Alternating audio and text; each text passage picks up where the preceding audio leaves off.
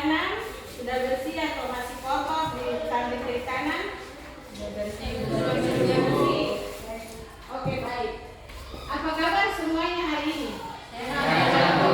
Ya, puji Tuhan, semua sehat. Oke, sebelum kita memulai pembelajaran kita di pagi hari ini, marilah ketua kelas silakan maju ke depan untuk memimpin kita dalam doa. Silakan.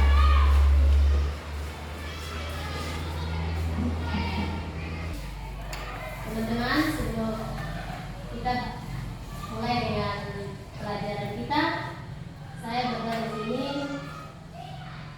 menurut kepercayaan agama Kristen dan teman-teman yang lain menyesuaikan.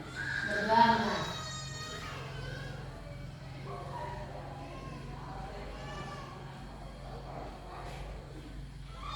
Berdoa selesai. Ya, terima kasih untuk ketua kelas yang sudah memimpin doa sebelum kita mulai pembelajaran. Oke, baik. Hari ini ada yang tidak hadir? Semua hadir? Hadir. Oke, kalau hadir, Ibu mau bertanya tentang pertemuan kita yang kemarin itu tentang apa? Pengertian cerpen. Tentang apa? Pengertian cerpen. Pengertian cerpen. Cerpen itu apa? Pengertiannya apa? Cerpen tentang apa? Artinya apa? Cerpen adalah salah satu karya sastra yang memusatkan desainnya kepada tokoh tertentu dalam suatu situasi. Iya, itu pengertian cerpen. Minggu lalu kita sudah bahas. Pertemuan kali ini kita akan belajar tentang materi masih tetap sama cerita pendek, tapi tentang unsur pembangun. Sebelum itu kita lihat dulu kompetensi dasarnya apa, menganalisis unsur-unsur pembangun cerita pendek dalam buku kumpulan cerita pendek, kemudian mengonstruksi sebuah cerita pendek dengan memerhatikan unsur-unsur pembangun cerpen. Tujuan pembelajaran kita yaitu kalian mampu menguraikan unsur intrinsik dan unsur ekstrinsik cerita pendek dengan tepat. Yang kedua, kalian mampu menelaah unsur intrinsik dan unsur ekstrinsik cerita pendek dengan penuh tanggung jawab. Yang ketiga, kalian mampu menentukan topik tentang kehidupan dalam cerita pendek. Yang keempat, kalian mampu menulis cerita pendek dengan memperhatikan unsur-unsur pembangun dengan jujur dan percaya diri. Itu tujuan pembelajaran kita. Kita lanjut. Ini tadi Ibu sudah bertanya, apa yang dimaksud dengan cerpen? Ini pengertiannya cerpen. Kemudian kita lanjut saja di materi hari ini. Unsur pembangun. Jadi kalian menyimak video pembelajaran ini tentang unsur pembangun dari cerpen. Jadi silakan menyimak, mengamati, kemudian dipahami apa yang masuk di unsur-unsur dalam cerita pendek tersebut.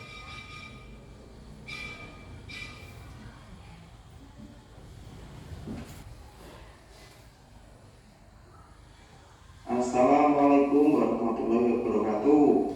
Halo teman-teman, apa kabar semuanya? Semoga dalam keadaan sehat semua ya. Sudah semester kecil. Nah, sebelumnya apa sih cerpen ya? Jadi cerpen merupakan salah satu jenis teks narasi. Dalam cerpen itu pasti punya unsur pembangun, yaitu unsur intrinsik dan ekstrinsik. Apa itu intrinsik dan unsur ekstrinsik?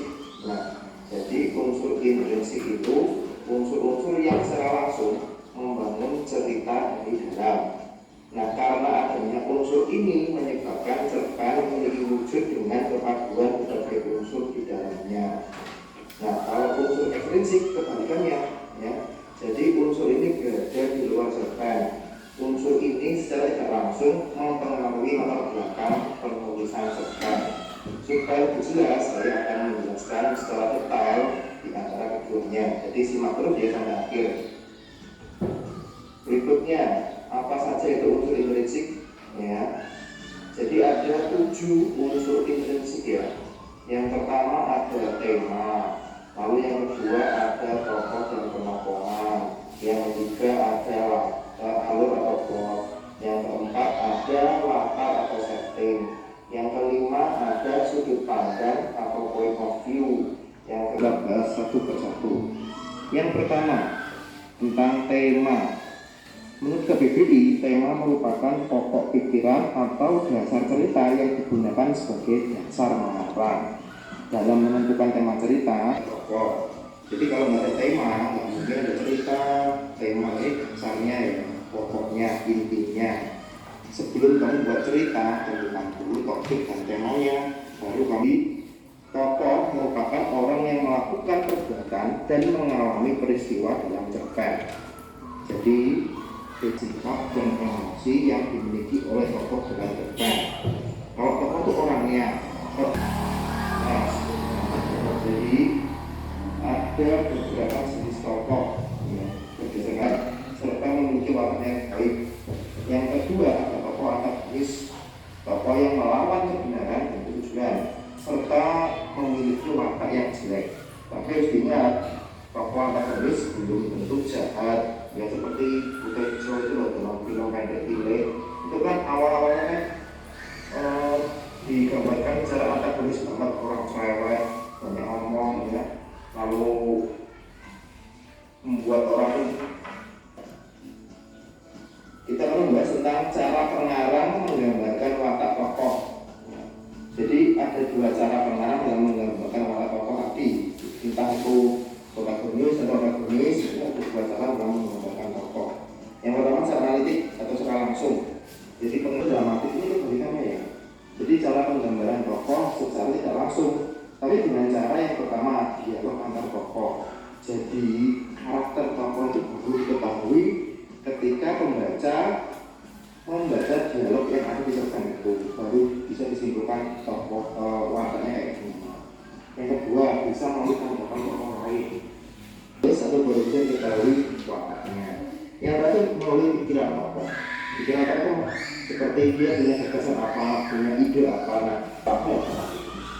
Berikutnya kita akan membahas yang ketiga tentang alur atau plot.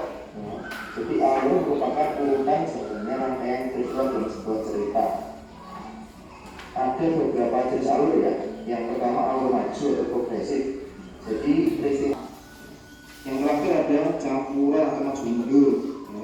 Dimulai dari tahap klimaks, berarti cerita langsung klimaks, langsung konflik. Ketika cerita dimulai maju, beberapa kali ditampilkan potongan flashback yang menjelaskan latar belakang cerita.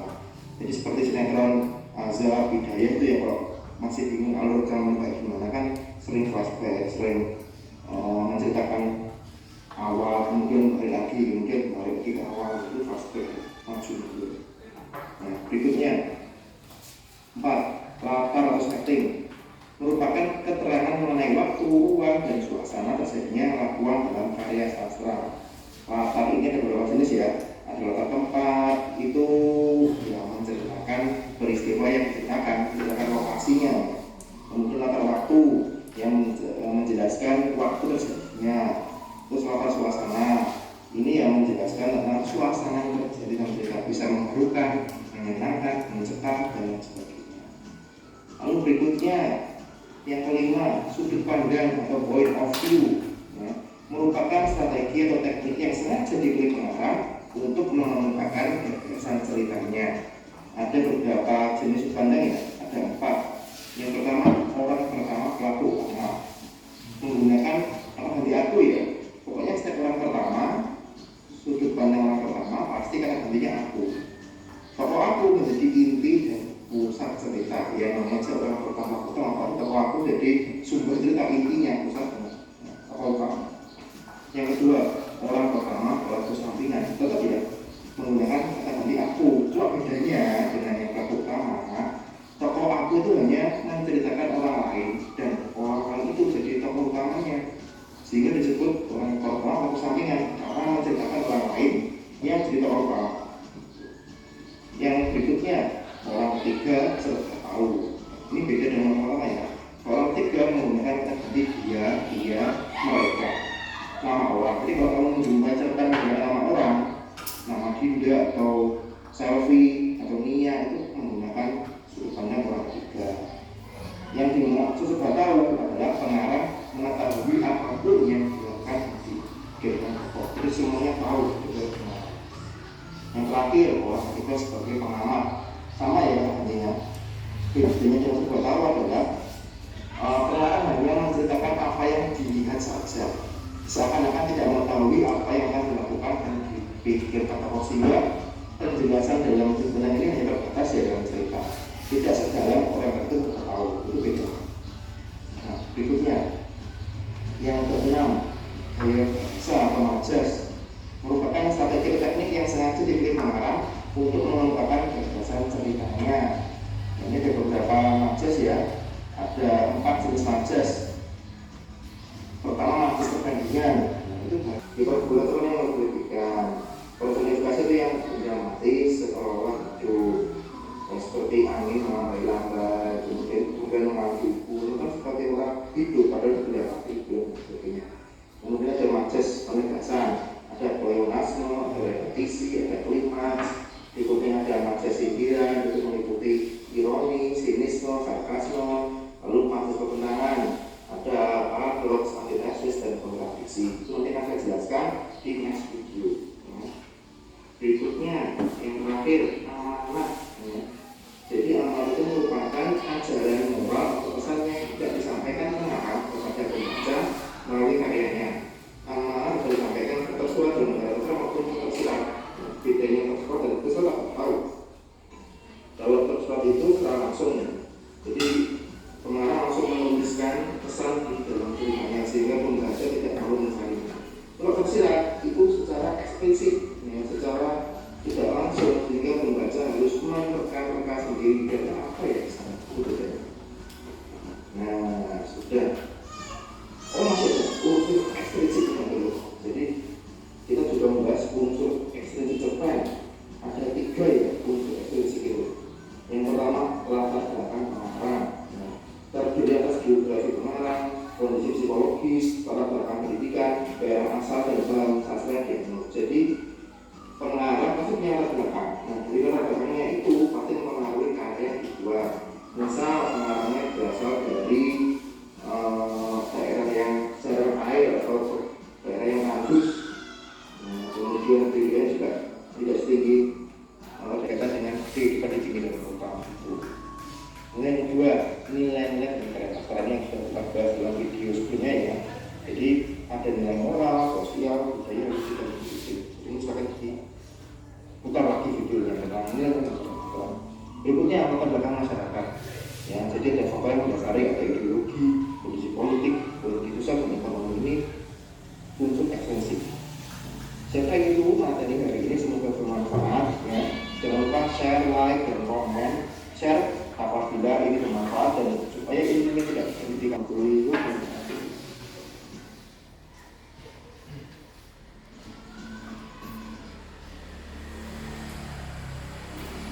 Oke, itu video pembelajaran tentang unsur-unsur pembangun cerita pendek. Kalian sudah menyimaknya. Tadi yang kalian lihat materi tentang apa? Unsur apa saja tadi? Unsur ada 2 unsur pembangun, unsur intrinsik dan ekstrinsik. Unsur intrinsik ada 7. Kemudian unsur ekstrinsik ada berapa? 3. Oke, setelah kalian menyimak tadi pembelajaran materi itu, sekarang kalian tuangkan apa yang kalian memahami, yang kalian paham tentang unsur-unsur itu ke dalam tugas LKPD yang Ibu akan bagikan, gambar kerja peserta didik. Jadi sekarang kalian duduk berkelompok. Jadi setiap kelompok 5 orang. Silakan. Ibu akan bagikan LKPD.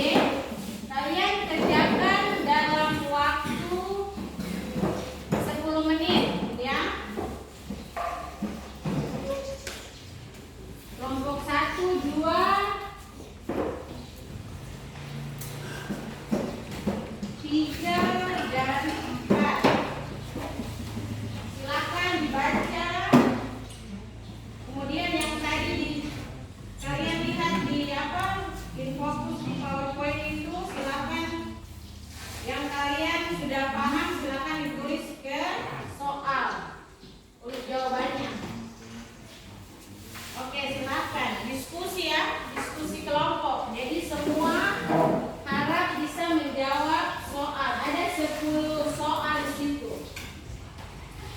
Jadi kalian menentukan unsur pembangun intrinsik itu ada 7. Kemudian unsur ekstrinsik ada 3. Jadi soal itu ada 10 nomor. Silakan kerjakan.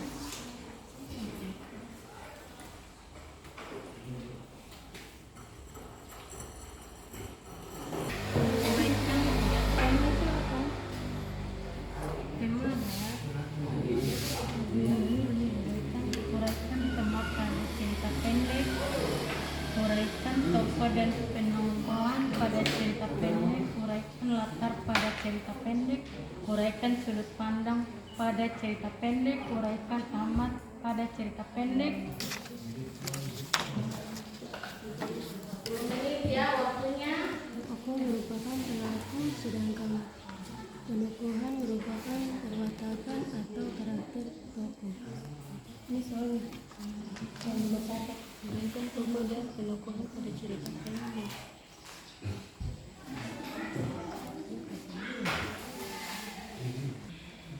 Pembelajaran materi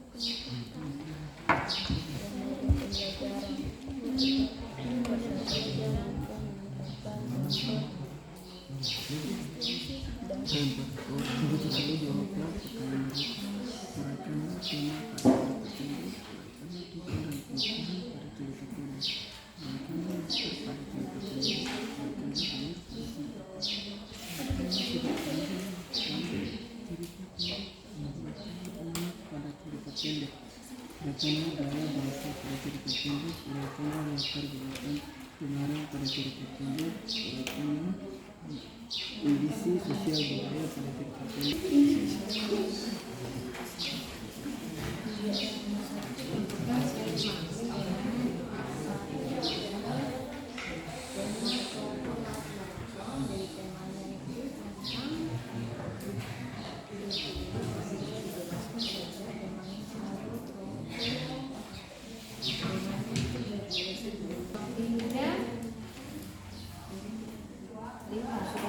Sudut pandang, kemudian amanat dari bahasa, latar belakang dan nilai. Jadi sudut pandangnya itu cara pengarang untuk. Oke, jadi yang 9 itu tentang apa? Soalnya apa di situ? 9 dan 10 uraikan kondisi sosial. ya, kondisi sosialnya apa, latar belakang pengarang, kemudian kondisi sosial, nilai-nilainya apa, nilai agama kah, budaya kah, sosial, moral, estetika. Toh jadi nilai itu ada meliputi 5 nilai. Toh iya.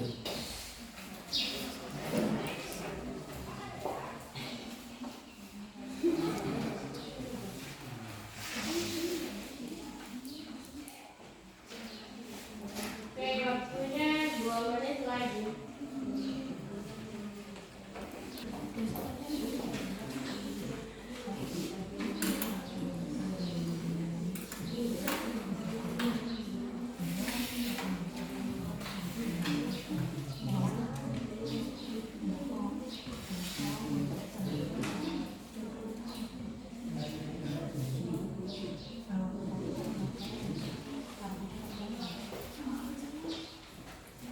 Sudah selesai?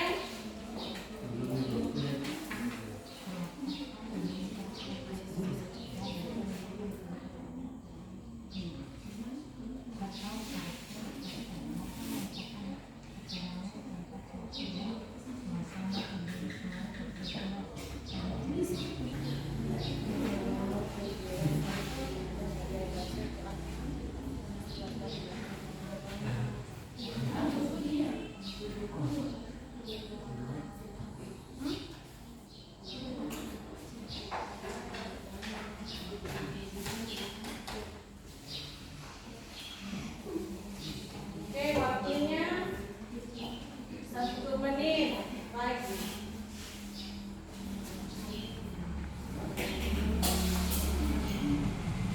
Sudah selesai? Apakah ada yang belum? Kelompok 3 sudah? Belum 4? Belum ibu. Kelompok 1 sudah? 2? Sudah. Oke, sekarang masing-masing kelompok perwakilan satu orang membacakan hasil kerjanya. Jadi kelompok 1 nomor 1 sampai 3, kelompok 2 nomor 4 sampai 6, kelompok 3 nomor 7 dan 8, kelompok terakhir kelompok 4, 9 dan 10. Silakan kelompok 1 bacakan hasilnya. Uraikan tema pada cerita pendek. Kesempatannya kami dari kelompok 1 akan membacakan hasil tugas kami. 1. Uraikan tema pada cerita pendek. Tema adalah gagasan yang menjadi struktur isi cerita. 2. Tokoh merupakan berlaku sedangkan penokohan merupakan perawatan atau karakter tokoh. 3. Latar merupakan keterangan tempat, waktu, dan suasana terjadi suatu peristiwa pada cerita cerpen. Sekian dan terima kasih. Ya, baik. Kelompok 2, silakan.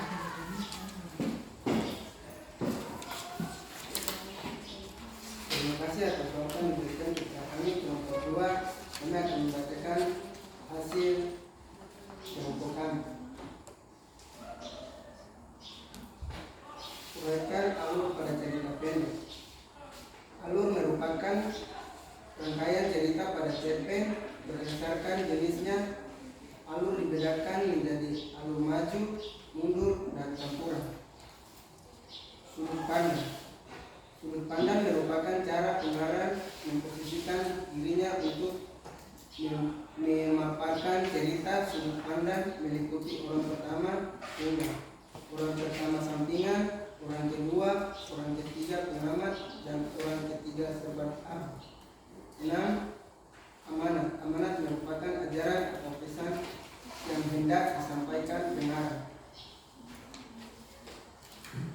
Iya, lanjut kelompok 3 nomor 7 dan 8. Ya baik, terima kasih buat kesempatan yang diberikan kepada kami kelompok 3. Untuk itu izinkan kami untuk mempresentasikan hasil diskusi kami. Hasil merupakan cara pendengaran melukiskan keindahan bahasa.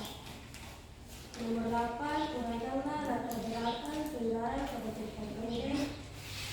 Latar belakang pendengaran merupakan hal-hal yang menjadi penyebab pendengaran dalam menuliskan cerita. Sekian dan terima kasih. Iya, lanjut kelompok terakhir, kelompok 4 untuk menjawab nomor 9 dan 10. Terima kasih Bu untuk waktu yang diberikan kepada kami kelompok 4. Kami akan menjawab nomor 9 dan 10. Soal nomor 9, uraikan kondisi sosial budaya dan cerita pendek. Dan soal nomor 10, uraikan nilai-nilai pada cerita pendek.